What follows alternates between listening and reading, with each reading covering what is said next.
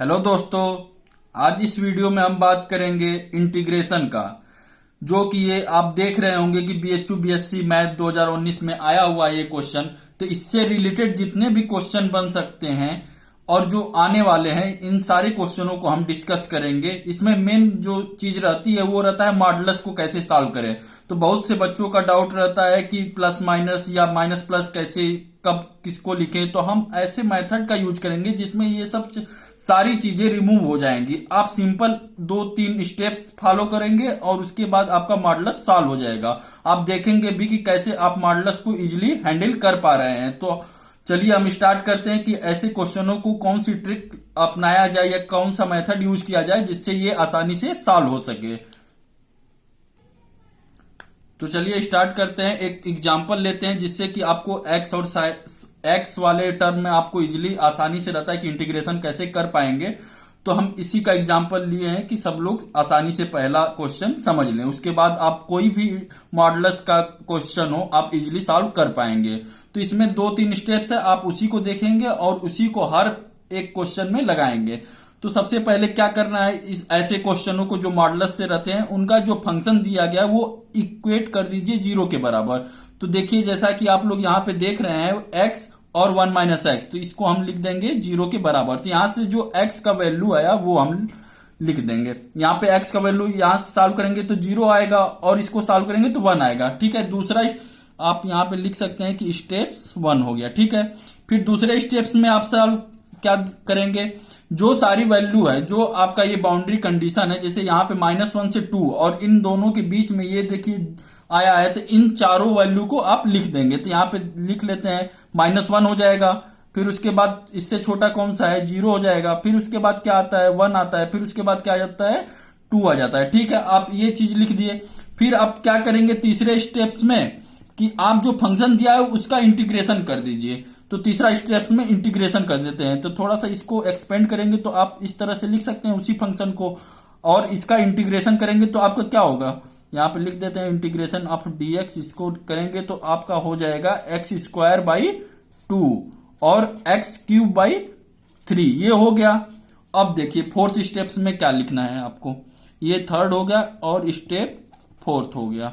यहाँ पे एक बार समझ लेंगे तो बिल्कुल ही आसान होगा। ये सब लिखने की जरूरत नहीं होती, आपको समझाने के लिए ये सब बस लिख रहे हैं। आप डायरेक्ट चाहे तो सॉल्व कर सकते हैं एक बार समझने के बाद। अब फोर्थ स्टेप्स में क्या करना है कि जो इस पॉइंट पे वैल्यू है, मतलब कि ये जो वैल्यू हम निकाले हैं इंटीग्रेट करके, इसमें -1 का वैल्यू पुट करना है, इसके सामने लिखना है 0 का वैल्यू इसके सामने और 1 का वैल्यू 2 का वैल्यू। तो ऐसे ऐसे आप लिखते रहेंगे।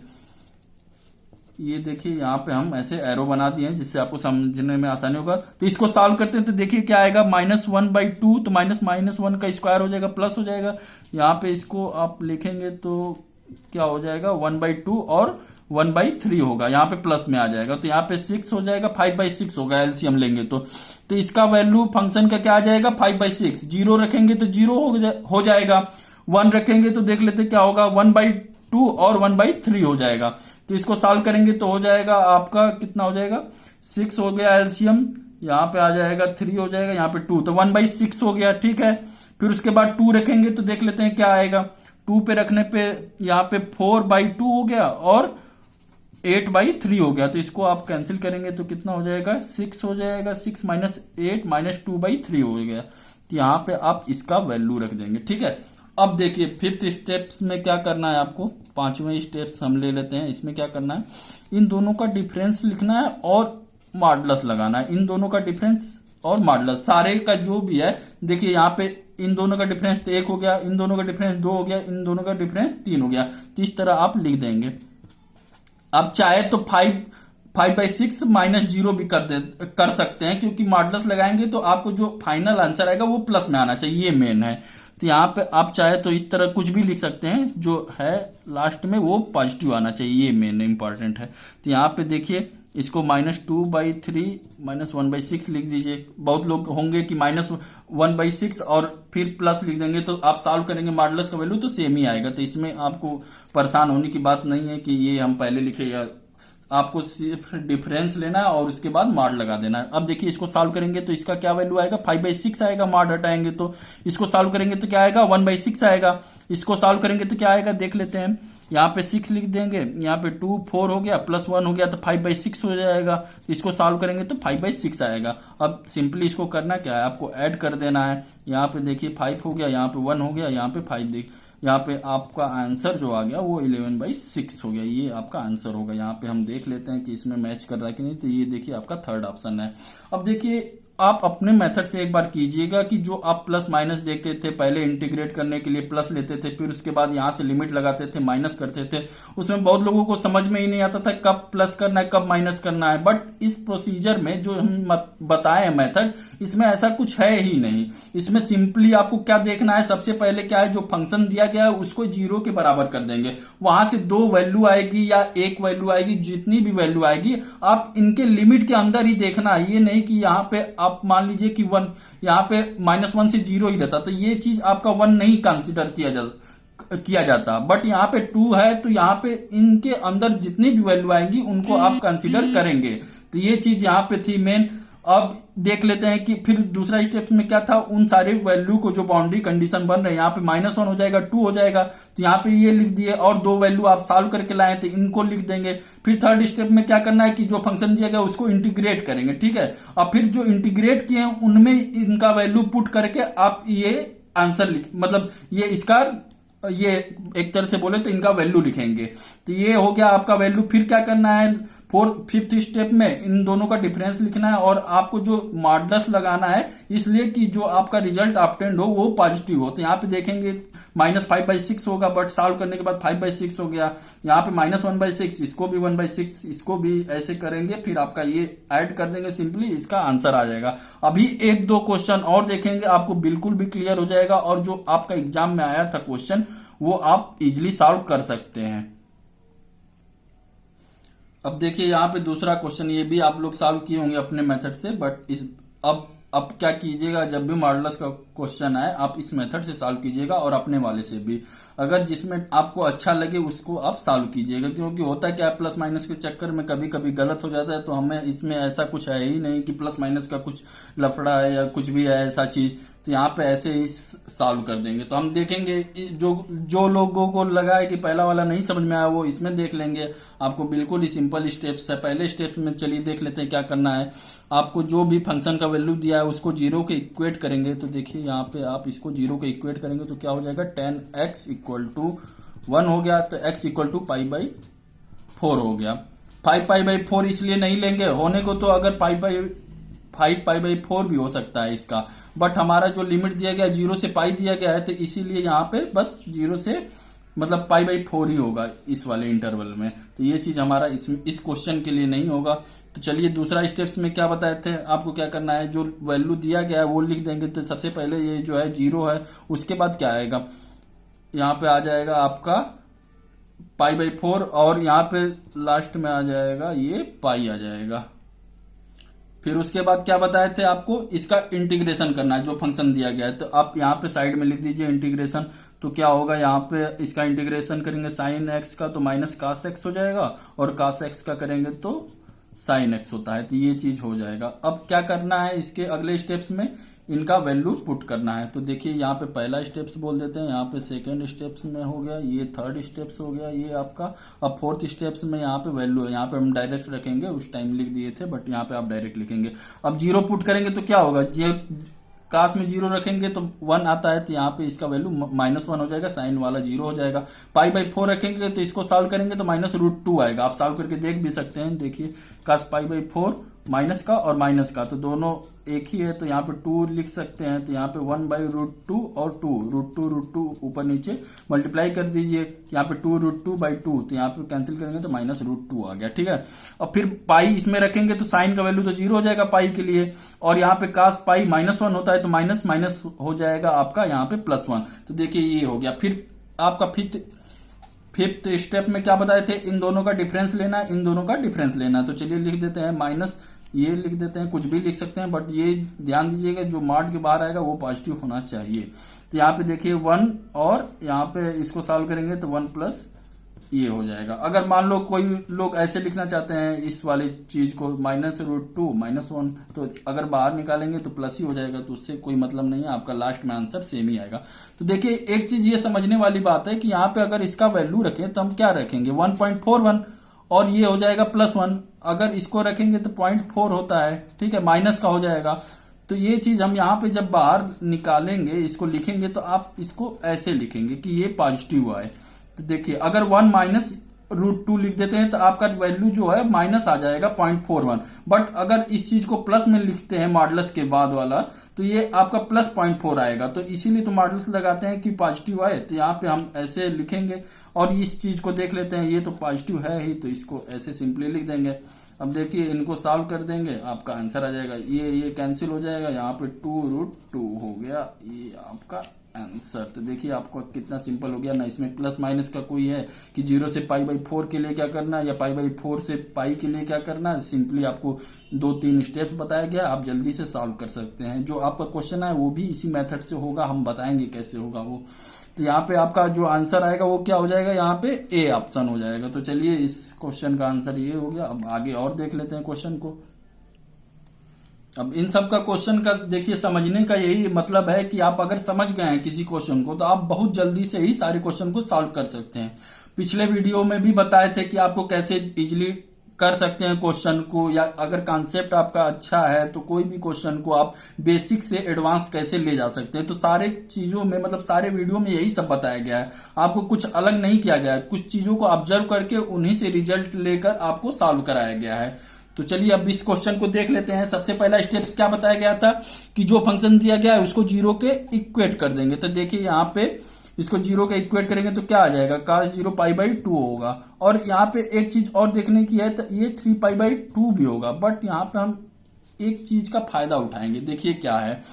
सबसे पहले आप जानते हैं कि cos π का पीरियड कितना होता है, तो पीरियड इसका होता है 2π होता है cos π का, cos x का। अगर हम मॉडुलस का cos x देखें तो इसका जो पीरियड होता है वो पाई हो जाता है। अगर नहीं समझ में आ रहा है कि ये कैसे लिख रहे हैं तो यहाँ पे इस चीज से हम ग्राफ से समझ सकते हैं। जैसे साइन x का क्या ग्राफ होता है, ऐसे कुछ साइन x का ग्राफ होता है, cos x के लिए ऊपर से आता है, तो ऐसे ही कुछ बनता है। तो हम साइन x का देख लेंगे, cos x का भी बिल्कुल ही सेम होगा। तो आप अपने से भी सॉल्व कर सकते हैं, ठीक है।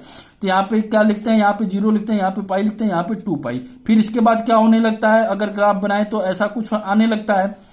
तो ये जो वैल्यू है यहाँ के बाद रिपीट होने लगता है। अगर कास यहाँ पे cos x का देखें, सॉरी यहाँ पे sin x का ग्राफ देखे तो, बट अगर यहाँ पे एक देख लेते हैं sin x का मॉडुलस में, तो ये चीज जो है, ये जो आपका नीचे आ रहा था यहाँ से पाई से 2π के बीच में, ये चीज ऊपर आने लगती है। ये जैसे 0 से पाई के बीच में बना था वैसे ही पाई से 2π के बीच में ही सेम ही आने लगता है। तो इसका पाई क्या हो जाता है, इसका पीरियड क्या हो जाता है, मॉडुलस का sin x का पाई हो जाता है। वैसे ही cos x का होता है, वो भी आप देख सकते हैं ग्राफ से या इसी से समझ सकते हैं। तो यहाँ पे एक चीज तो समझ में आ गई कि यहाँ पे मॉडुलस आप cos x का पीरियड कितना होगा, पाई होगा, ठीक है। तो इससे क्या फायदा मिलेगा, आप क्वेश्चन को सॉल्व किए होंगे ऐसे, जो इनका पीरियड अगर रिपीट करता है तो हम कैसे इस चीज को लिख सकते हैं, 2 टाइम्स लिख सकते हैं यहाँ से 0 से पाई। क्योंकि होता क्या है कि आप यही चीज सेम करोगे तो 2 बार आपको इंटीग्रेशन करना पड़ेगा। तो हम डायरेक्ट 2 मल्टीप्लाई कर देंगे और यहाँ से 0 से पाई कर देंगे। यहाँ पे जो 2 जितना बार भी मल्टीप्लाई होगा, जैसे यहाँ पे 3 होता है, यहाँ पे 4 होता है, तो ये चीज आप यहाँ पे 4 टाइम्स कर देंगे। और यहाँ पे 0 से पाई जो सिंगल इंटरवल में होगा, जहां से रिपीट नहीं करेगा, उसका आप सिंपली इंटीग्रेशन कर देंगे। तो ये चीज आपका ऐसे बन सकता है ये क्वेश्चन। तो हम अब इस क्वेश्चन को ऐसे ही सॉल्व करेंगे। तो इससे क्या होगा कि ये आपका 3π/2 वाला वैल्यू कट जाएगा। नहीं तो आप अगर 0 से 2π लेते तो आपको 3π/2 भी कंसीडर करना पड़ता। बट यहाँ पे हम पीरियड समझते हैं कि कैसे सॉल्व कर लेते हैं पीरियड के हेल्प से। तो यहाँ पे π/2 होगा, क्योंकि आपका झूठे ही वैल्यू बढ़ जाता है x का वैल्यू, तो यहाँ पे ये चीज हमारा रिड्यूस हो जाएगा। तो ये चीज आप डायरेक्ट इस चीज को ऐसे कन्वर्ट कर सकते हैं। तो चलिए हम लिख लेते हैं अब आगे वाले में। क्या पहला स्टेप था कि यहाँ पे x का वैल्यू लिख लेते हैं, यहाँ पे π/2 ही लिखेंगे। तो उसके बाद दूसरा स्टेप्स क्या था, ये स्टेप्स 1 हो गया। फिर सेकेंड स्टेप्स में क्या बताए थे आपको कि जो बाउंड्री कंडीशन वो लिख देना है। तो यहाँ पे 0 है, ये आपका ये नया मैट्रिक्स, अरे सॉरी नया ये इंटीग्रेशन बन गया है। तो यहाँ पे ये लिख देंगे, 0 हो गया। फिर उसके बाद क्या होगा, π/2 हो जाएगा। फिर उसके बाद पाई, 3 ही वैल्यू है, 2 आप लास्ट में मल्टीप्लाई कर देंगे जब आपका आंसर आएगा। फिर उसके बाद क्या बताए थे आपको, इंटीग्रेशन कर देना है जो फंक्शन दिया गया है। तो cos x का इंटीग्रेशन करेंगे तो क्या हो जाएगा, sin x हो जाएगा, पॉजिटिव का ही sin x रहता है, ठीक है। फिर उसके बाद क्या करना है, आपको वैल्यू रख देना है। तो sin 0 का वैल्यू 0 हो जाता है, sin पाई बाई 2 1 हो जाता है, sin पाई 0 हो जाता है, ठीक है। फिर उसके बाद क्या करना है, आपको इनका डिफरेंस लेना और मॉडुलस लगाना है। तो 1 माइनस 0 ये हो गया, इसको करेंगे 0 माइनस 1 ये हो गया। आप इनको सॉल्व करेंगे तो 1 हो गया प्लस 1 हो गया, यहां से सॉल्व करके आएगा 2। बट ये आंसर 2 नहीं होगा, आपको पता है कि यहाँ पे हम 2 मल्टीप्लाई किए हैं क्वेश्चन में। ये जो आपका आया है ये 0 से पाई के लिए आया है, तो आप 2 और मल्टीप्लाई कर देंगे तो आपका जो आंसर आने वाला है वो हो जाएगा 4। तो ऐसे बहुत सारे क्वेश्चनों को जो भी मॉडुलस का है आप इस मेथड से सॉल्व कर सकते हैं। आप अपने से कीजिएगा, बहुत सारे आप देखे भी होंगे, यहाँ पे x+1 है, इसका फिर -1 से 5 दे दिया है। ऐसे क्वेश्चनों को आप सिंपली इस मेथड से सॉल्व कर सकते हैं। आप अपने से ट्राई कीजिएगा, अगर कोई भी प्रॉब्लम होता है तो आप कमेंट कर सकते हैं। चलिए अब अगला क्वेश्चन देख लेते हैं, इसके बाद आपका जो आया हुआ है BHU में उसको देखेंगे। ये सब सारे क्वेश्चन आए हुए एग्जाम में, इसलिए ऐसा मत सोचिएगा कि ये सब बेकार का क्वेश्चन है। इन्हीं सब से बेसिक बनता है, उसके बाद आप उस क्वेश्चन पे जाएंगे और आसानी से आप उसको जल्दी से सॉल्व कर सकते हैं। देखिए यहाँ पे 2 प्रॉपर्टी लिखे हुए हैं जो हम अभी यूज भी किए थे कि अगर 0 से n t है, यानी कि अगर पीरियड है तो इसको आप नीचे लिख देंगे और जहां से रिपीट कर रहा है वो चीज लिख सकते हैं। तो इसको इस तरह से कर सकते हैं। और दूसरा है आपका प्रॉपर्टी कि a से a प्लस एन टी है, तो इसको आप पढ़े भी होंगे, अगर नहीं समझ में आएगा तो हम अगले वीडियो में इस चीज को कवर कर देंगे। तो इनमें दोनों चीज का यूज होगा या एक ही चीज का, तो वही हम देख लेते हैं। देखिए यहाँ पे क्या लिखा गया है कि 1 प्लस cos 2x। तो यहाँ पे आपको पता है कि cos 2x का फॉर्मूला क्या होता है, तो 2 cos स्क्वायर x माइनस 1, ठीक है। आप इसको सॉल्व करेंगे तो आ जाएगा 2 cos square x equal to 1 plus cos 2x। तो ये देखिए यहाँ पे यही चीज लिखा गया है, 1 प्लस cos 2x का वैल्यू क्या होता है, 2 cos स्क्वायर x। तो इसको हम यहाँ पे लिख सकते हैं। तो चलिए हम इसको थोड़ा सा रिड्यूस कर देते हैं, यहाँ पे ऐसे लिख देते हैं। क्या हो गया हमारा, अंडर रूट में 2 cos स्क्वायर x, ठीक है। अब इसको फर्दर आप सिंप्लीफाई करेंगे तो आप √2 को बाहर लिख देंगे, ठीक है। जो कांस्टेंट रहता है वो बाहर हो जाता है इंटीग्रेशन से, यहाँ पे 0 से 6 पाई होगा, ठीक है। फिर उसके बाद क्या है, cos स्क्वायर x। तो यहाँ पे एक चीज ध्यान देने वाली बात है, आज के बाद कभी भी ऐसा कुछ देखेंगे, अगर अंडर रूट के बाहर जो भी चीज लिखेंगे वो हमेशा प्लस माइनस होती है। आप बोर्ड लेवल पे उतना नहीं जरूरत रहता है कि आप प्लस माइनस ध्यान दें, बट यहाँ पे कंपटीशन में आपको लिखना पड़ेगा, क्योंकि बहुत सारे क्वेश्चन इसी पे रहते हैं, इसीलिए दिए जाते हैं कि आप गलत करें। तो यहाँ पे आज के बाद जब भी आप देखेंगे, आप भले ही ऐसा कंडीशन दिया रहेगा कि प्लस हो जाएगा, बट हम लिखेंगे हमेशा प्लस माइनस, यानी कि मॉडुलस में लिखेंगे। उसके बाद सारी वैल्यू सॉल्व करेंगे। अगर आप मॉडुलस नहीं लगाते हैं तो आपका आंसर बिल्कुल ही अलग आएगा, अगर मॉडुलस लगाते हैं उसके बाद आंसर अलग आएगा, इसीलिए आपको ये क्वेश्चन दिया जाता है। तो चलिए हम इसको सॉल्व करते हैं। तो यहाँ पे एक चीज और देखने वाली बात है, जैसा कि अभी मॉडुलस ऑफ cos x को सॉल्व किए थे, तो यहाँ पे 2 पाई था, तो यहाँ पे 0 से पाई इसका रेंज होता है, मतलब पीरियड होता है। 0 से पाई के बाद ये रिपीट करने लगता है, तो ये 6 टाइम्स हो जाएगा एक तरह से देखा जाए। तो इस तरह हम इस चीज को लिख सकते हैं कि 6√2 0 से पाई, 6√2 0 से पाई और मॉडुलस का cos x, ठीक है। तो इस चीज को आप अभी सॉल्व किए थे, इसका वैल्यू क्या होगा। अगर जिनको भी नहीं समझ में आया तो वो पिछले वीडियो में, मतलब पिछले अभी देख सकते हैं पिछले क्वेश्चन में। तो यहाँ पे आप इसको सिंप्लीफाई कर सकते हैं। ये इसको आप सॉल्व करेंगे तो क्या आ जाएगा जी, 6√2 0 से पाई और यहाँ पे मॉडुलस ऑफ cos x। अब इसको बार बार तो सॉल्व करने की जरूरत नहीं है, अगर इसका वैल्यू आपको डायरेक्ट पता है तो आप डायरेक्ट ही लिख दीजिए। यहाँ पे 6√2 में क्या हो जाएगा, यहाँ पे 6√2 और 0 से पाई का वैल्यू क्या आया था, 2 आया था यहाँ पे, क्योंकि 2 और 2 मल्टीप्लाई किए थे तब 4 आया था, बट यहाँ पे इसका वैल्यू जो है वो 2 आया था।